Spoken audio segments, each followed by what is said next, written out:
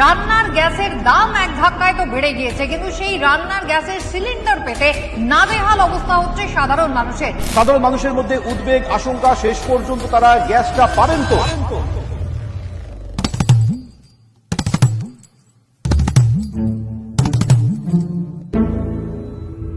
আমার গ্যাস নাই ভাই, কাল বুকিং করেছি, বুকিংটা নিল কিনা ঠিক বুঝতে পারছি না। আমার ঘরে গ্যাস নাই, আমি একলা মানুষ। এখন আমি ধাইয়া, আমি বিলাট পরীক্ষা করে এখানে আমি ধাই ভাই করে এসেছি, গ্যাস নাই বলে।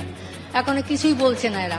গ্যাস পাওয়া যাচ্ছে না, আজকের বুক করেছি কিন্তু গ্যাস আসছে না, তো 1 সপ্তাহ হয়ে গেছে। কাজকর্ম সব বন্ধ দিয়ে সকাল সকাল এসে দাঁড়িয়েছি। 25 দিন পর বুকিং হবে একটা গ্যাস দেওয়ার পর, তারপরে আবার কতদিন পর দেবে সেটা বলতে পারছে না।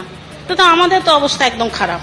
আমি এখন 4 দিন দিয়ে অর্ডার করে আছি, আমাকে এখন ডিলার আপনি দিল না। আমি ব্ল্যাকে কিনে আনছি, যা 1990 টাকা দাম, সে আমার 2200 টাকা কেনা পড়ছে।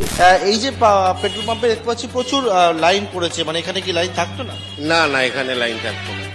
সকাল 6টা থেকে রাত্রি 8টা, 10টা, 11টা পর্যন্ত 2-4টে 10টা হাতে গোনা গাড়ি থাকতো। 4টে পয়েন্ট আছে।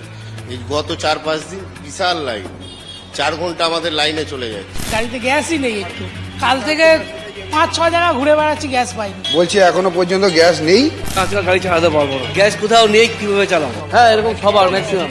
হয়তো দেখা যাবে আর কিছুক্ষণ পরে গাড়ি বন্ধ হয়ে যাবে। গাড়ি বার কোথা থেকে করবো? গ্যাস না পেলে কোথা থেকে গাড়ি করবো? গাড়ি রাস্তা পড়ে থাকবে আর কি করবো।